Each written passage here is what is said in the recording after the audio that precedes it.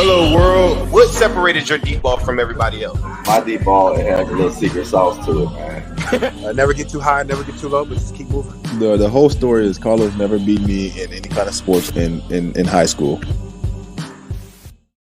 Welcome to the Orange is the New Black podcast. I'm your host, Ace Boogie, joined by my co-host, Zim. Zim, say what's up. Hello, world. How's everybody doing this evening? Happy Memorial Day. We got a special treat for you guys just because we know that Bengals fans are the most special fans on earth. I got none other than my bro, Renell Wren, checking in, defensive line, Bengals. Talk to the people about what's going on with you, sir.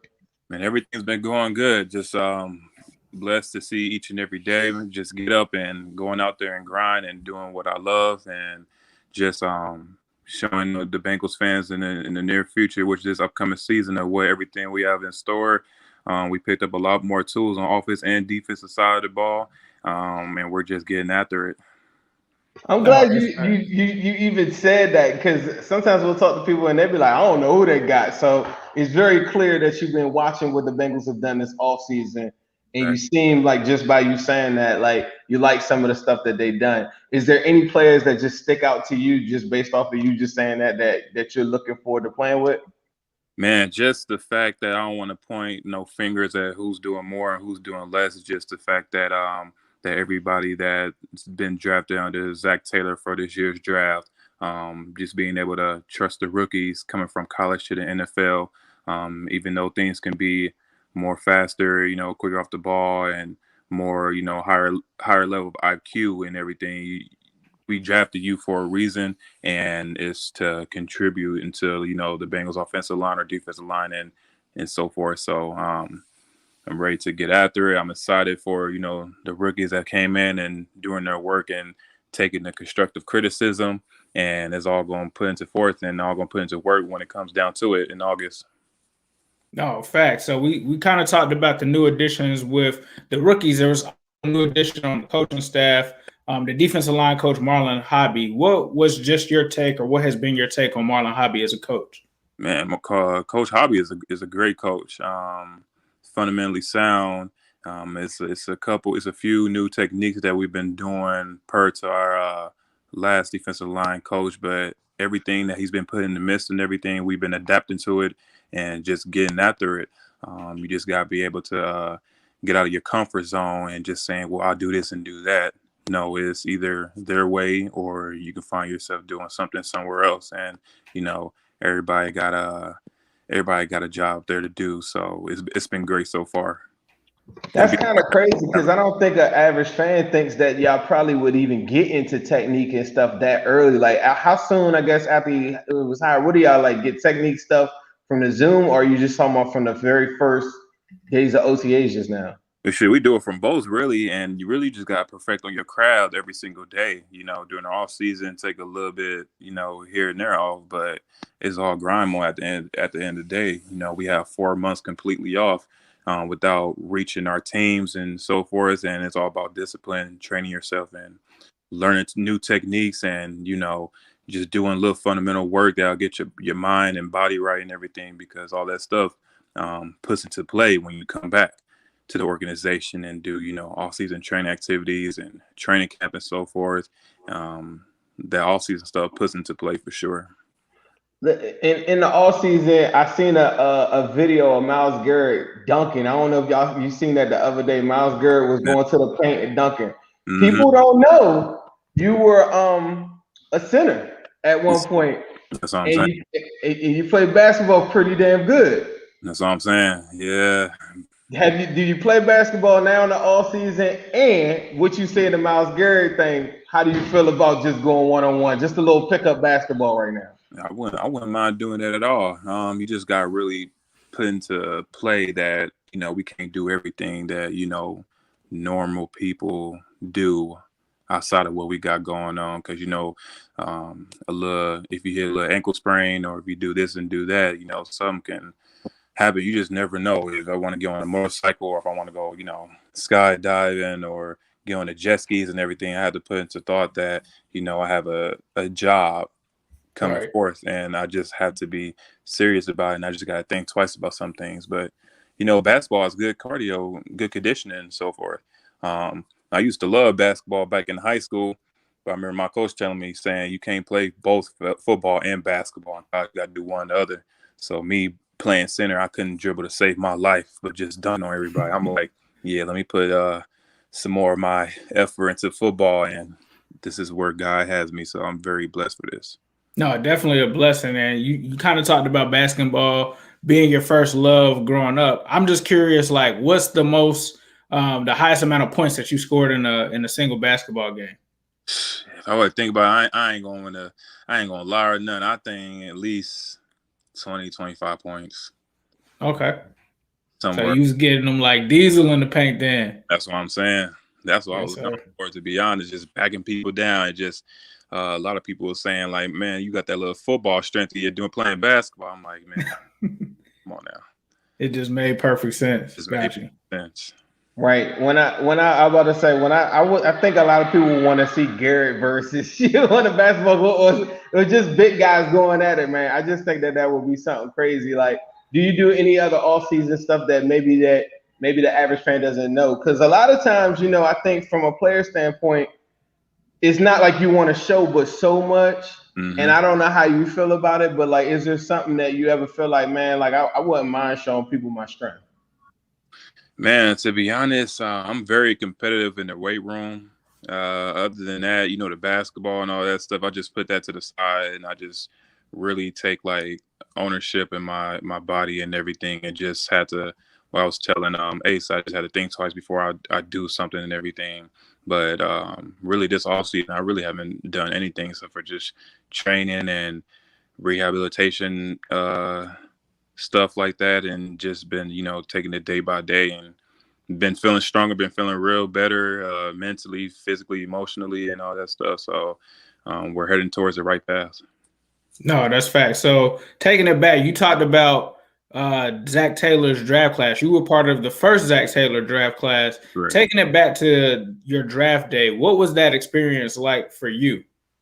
Man, taking it back to the draft day back in 2019, man, it was just a little kid's dream, just waiting for their name to be called, on being broadcast, to thousands of people just watching, the draft and all that stuff. It was a blessing to get drafted, and just that heartfelt moment. My heart was pumping. I was ready. I was excited, and I was telling them, man, fly me out tomorrow. I'm ready to go and everything. But, it was a certain, guideline we have to follow. But it was good. It was great, man. I know everybody that gets drafted is very excited. And to people that don't get drafted, there's still opportunity. There's always an underdog phase that we all have to go through, just about how you obtain it and just pursue through it. When you got drafted from Arizona State, right, and then you went in the 4th round, what was the buzz like, I guess, around that time? I know you said you were excited, ready to get into it. Do you feel like I can't imagine like the stress or whatever, like just Right. You don't know where you're going to get picked.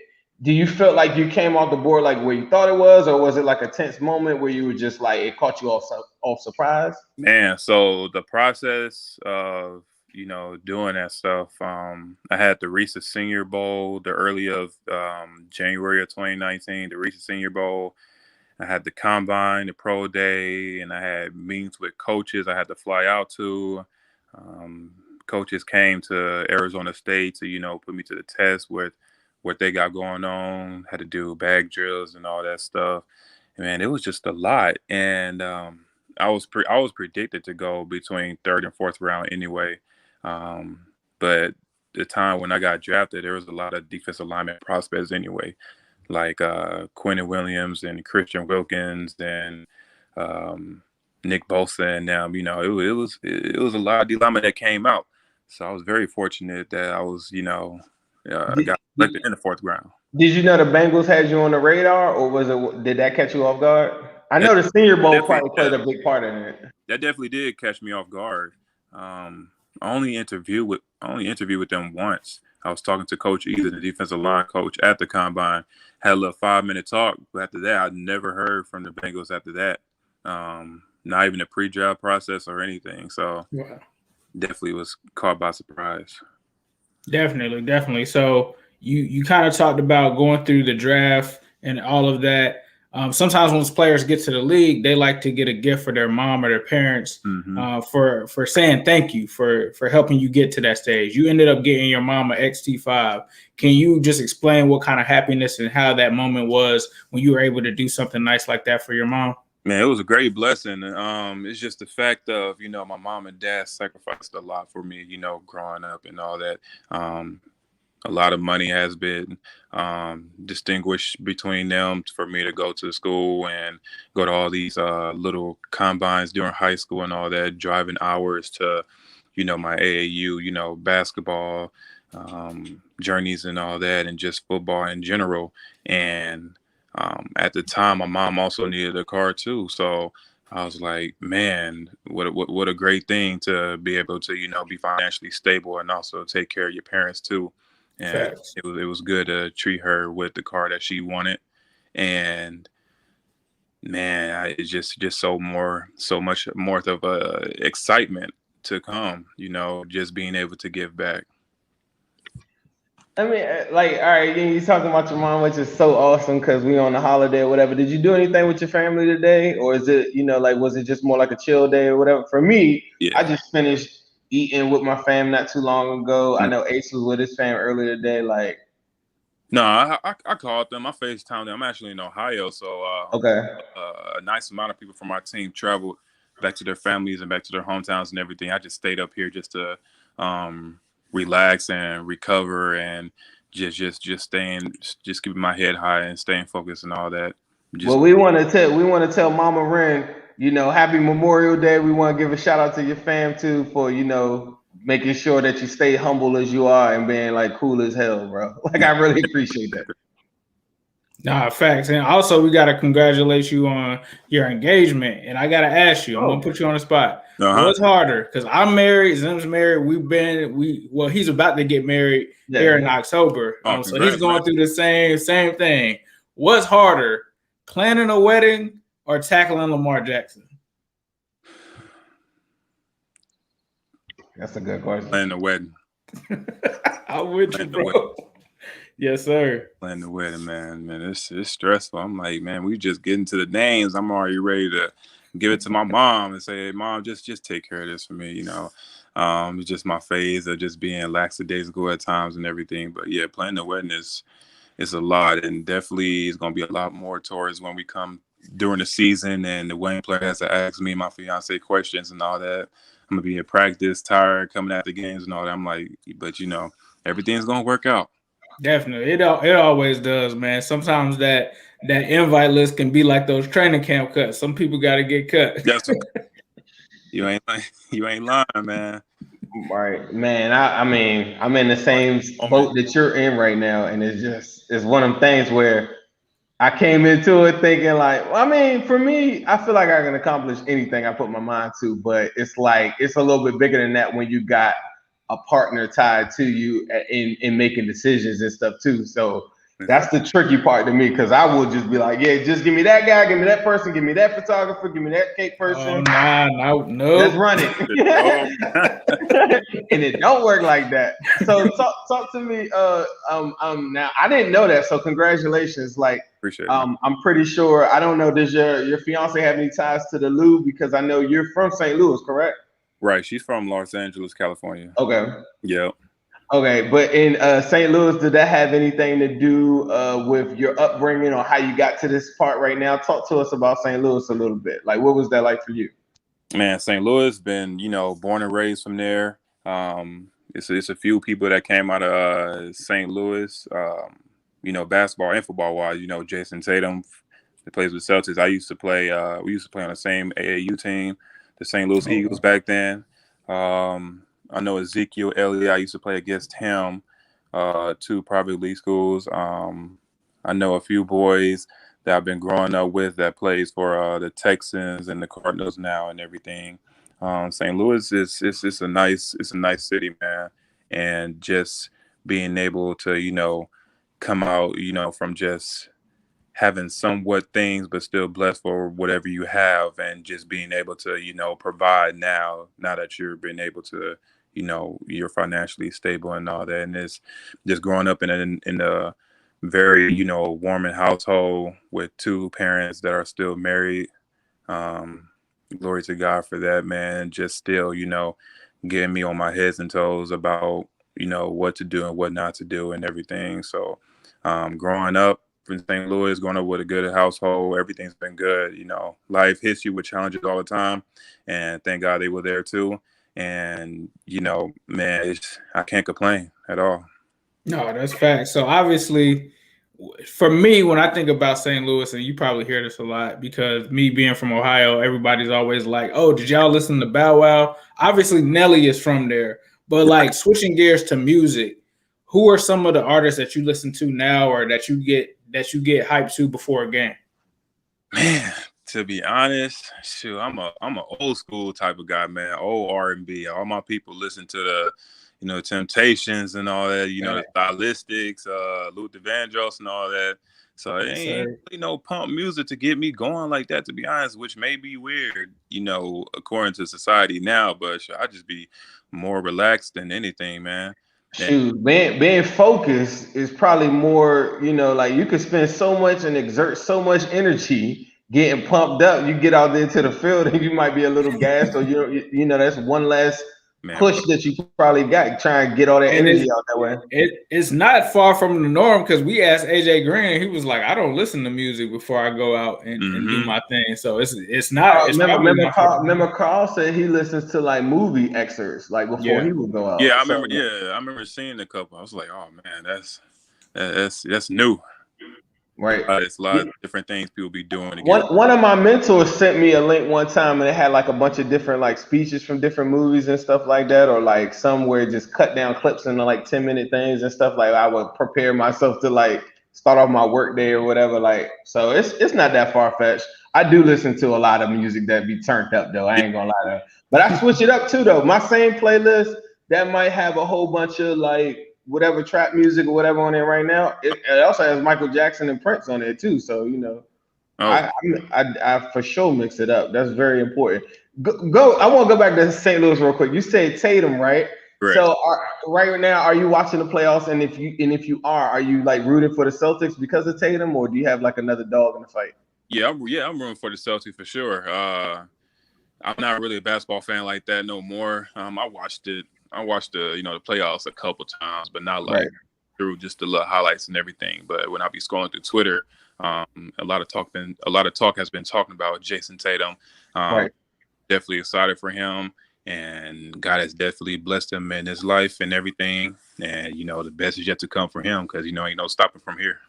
Right, he's emerging as probably like a top 5 and maybe top 3 player in the NBA. Like, and it's funny, like I think we were talking to Fred Johnson, I think last week. Yep. And he was saying that he wasn't watching any of the basketball. But I'm gonna tell you, man, like last year was a little boring, I think, maybe because the fans weren't there. But this year, yeah, it's crazy. With the exception of the bad fans that are throwing stuff and other random stuff like that, with the exception of that, it has added a little bit of like spice to it that the fans are now back.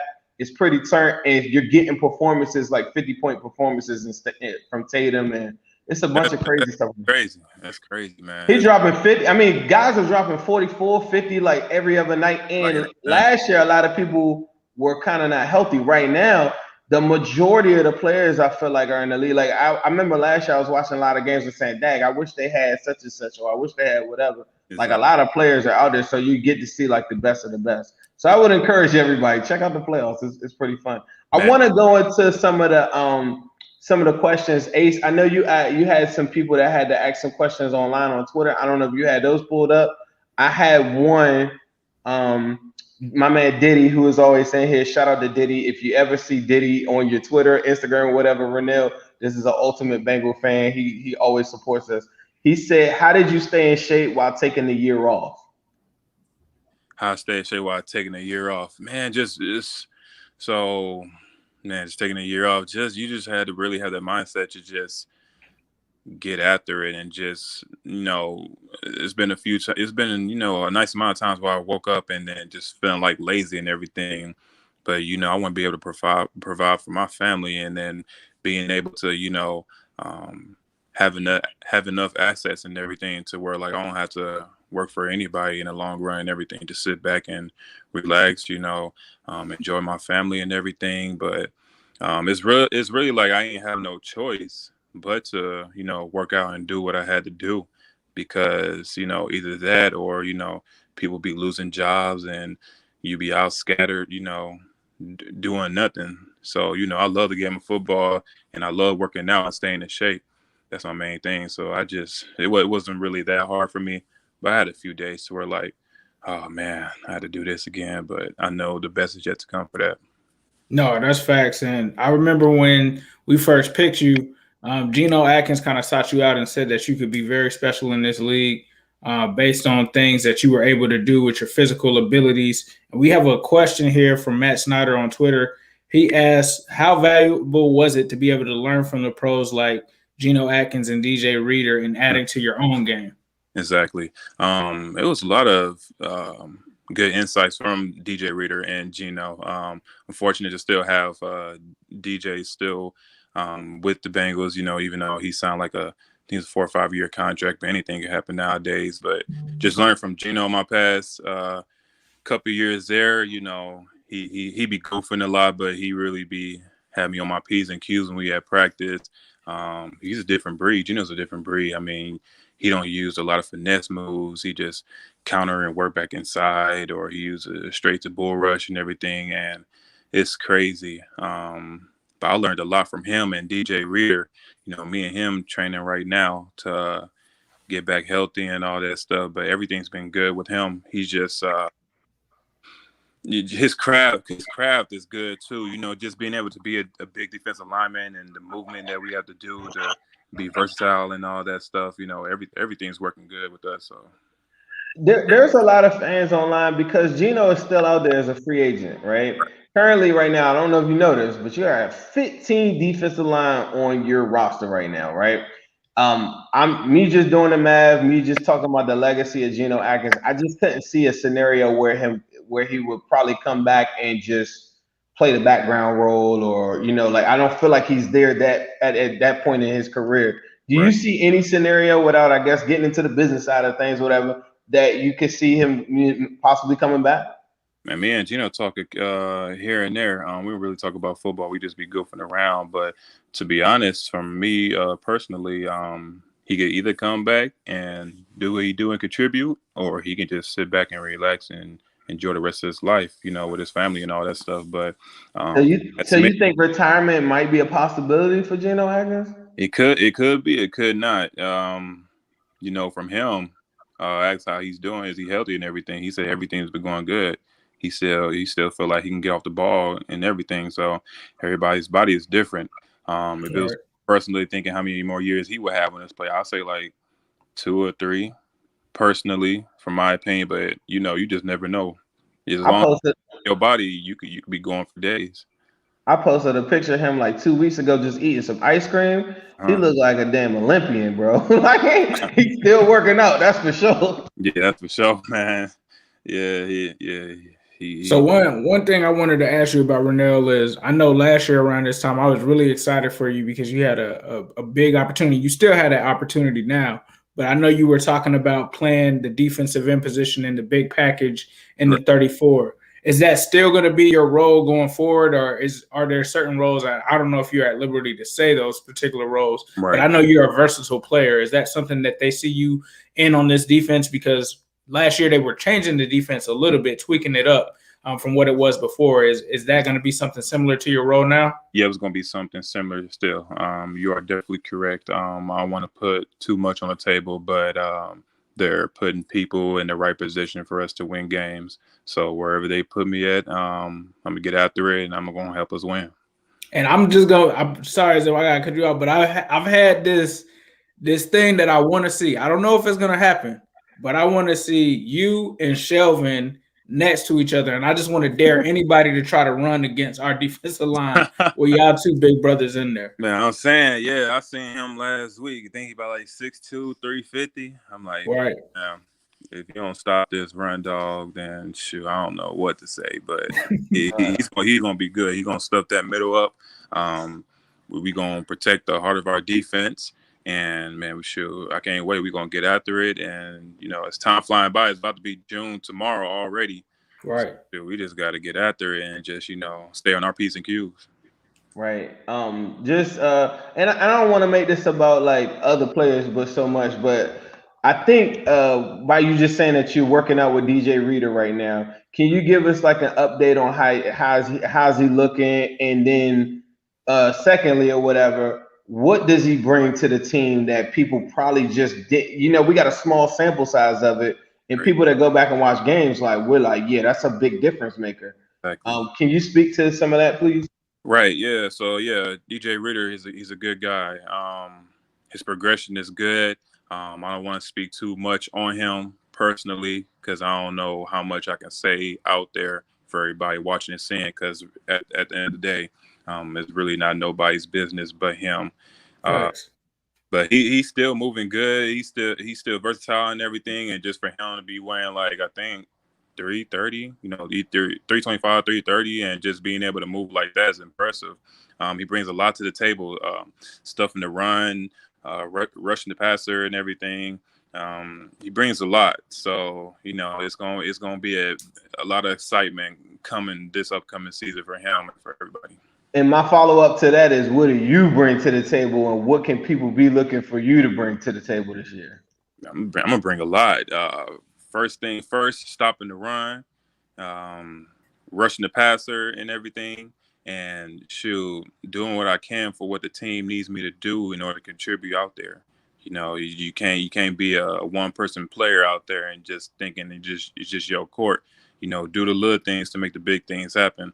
If you take with the double team, you upset that you didn't make the play, but somebody else made it because of what you did in order to contribute. So my focus is just doing the little things and just making the big things happen at the end. No, that's facts. That's facts. Well, Renell, we appreciate you being so gracious with your time. Before we get out of here, Zen, was there anything that you wanted to ask him before we get off? I don't know what your diet is like these days, but I did want to talk to you about Midwest Barbecue. It is a place over in Loveland, Ohio. Just looking at that on Instagram, yes, sir. 3 or 4 hours ago, I'm like, hold on, man, I'm trying to order something. Hey, but all right, so now this is the thing. This is why I brought it up. I don't want you to get off schedule. We're gonna focus. We're gonna Marvin Gaye our music out there. We're gonna be super focused. But I'm gonna tell you, my boy Tim over there, he will look out for you. He's gonna take care of you. You give me the word, contact him. We'll have it right at your front door, or you can pull up, whatever you want to do. And I encourage everybody watching this, check out Midwest Barbecue and Creamery. And make sure you try the G-Funk wings, bro. The G-Funk wings is what I'm hearing are slamming. They also have brisket fries too. Brisket fries, oh, yes. I feel like we're starting up something where we could have talked 10 minutes about food for real, because I'm really like a big boy at heart for real. But I looked at you, I said, man, he looked like he can go in on some wings or some ribs or something. So when we get to that point, and whatever you give me the word or whatever, I'm gonna shoot you over the address. And like I said, it's real good people, good family business, and that's the reason I want to mention it to you. Okay, cool. That sounds good, man. Definitely. Yes, sir.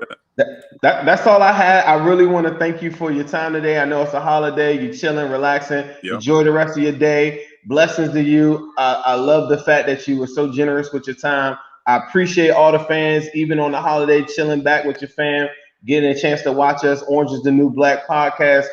Ace, talk to the people. What do you want to close out? Do you got anything you want to say? I just want to thank you guys for supporting the podcast. Be sure to definitely get you some of those G-Funk wings for sure. And of course, we'll end the show with a yes. Thirsty. Hello, world. What separated your deep ball from everybody else? My deep ball, it has a little secret sauce to it, man. Never get too high, never get too low, but just keep